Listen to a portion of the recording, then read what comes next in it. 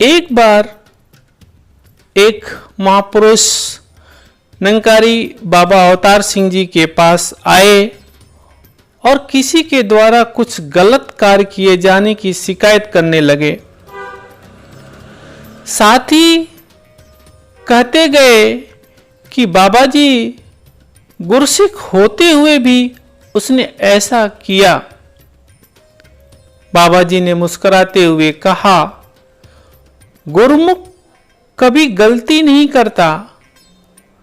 बाबा जी के वचन सुनकर वह व्यक्ति और भी परेशान हो उठा और कहने लगा, बाबा जी सभी जानते हैं कि उस गुरुमुख ने ये गलती की है।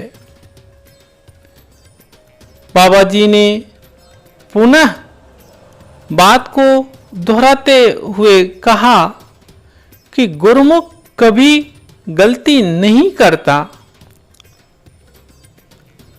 उस व्यक्ति की परेशानी बढ़ती देख बाबा जी ने फरमाया, महापुरुषों गुरुमुख वही होता है जिसका मुख गुरु की ओर होता है। जो गुरु मार्ग पर चलते हैं, इस निरंकार की अनुभूति हर क्षण करता रहे, वो गुरसिख होता है। अब आप ही बताइए कि यदि निरंकार का भय मन में हो, इसको अंग संग अनुभव कर रहे हो, तो क्या कोई गलती हो सकती है? गलती तभी होती है जब हम गुरु और निरंकार को भूल जाते हैं।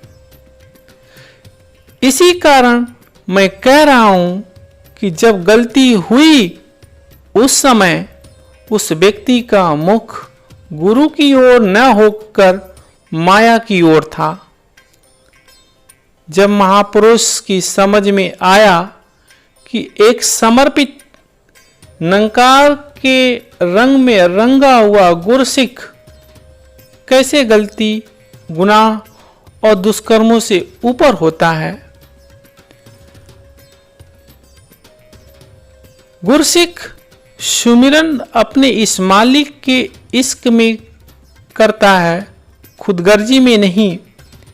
इसमें शक नहीं कि सुमिरन करके भक्त भगवान के मन इच्छित फल ले लेता है, परंतु सत्संग, सेवा, सुमिरन किसी कामना के साथ न जुड़ा हो, क्योंकि कामना की पूर्ति इस बात का सदा ध्यान रखना चाहिए कि वह फल भक्त के लिए किया गया सुमिरन भक्ति नहीं, स्वार्थ है।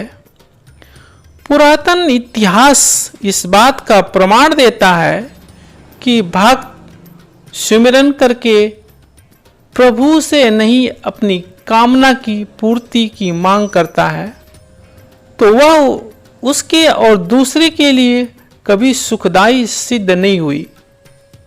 ऐसा सुमिरन तो रावण, हिरण्यकश्यप और अनेकों भक्तों ने किया और प्रभु से कुछ मनवांछित वरदान के लिए किया। इतिहास इस बात का गवाह है कि इन वरदानों ने उन्हें आत्मिक आनंद से वंचित कर दिया। इसीलिए गुरसिख सुमिरन करके अपने दातार से यही मांगता है कि हे प्रभु, मुझे इतना बल दो कि मैं आपकी हर इच्छा को मुस्कुराते हुए स्वीकार कर सकूं। इस सुमिरन भक्ति में इतना आत्मिक बल भर देता है कि परिस्थितियां कैसी भी हों, भक्त की मनोस्थिति सम रहती है। यह सदा यही कहता है, हे प्रभु, तेरी इच्छा से ही सब कुछ हो रहा है। प्रभु की इच्छा मानव मात्र के भले की होती है, इसलिए प्रभु इच्छा में सुख और आनंद है। निरंकार कभी किसी को दुख नहीं देता, इसके पास तो आनंद है, सहज है, समता है।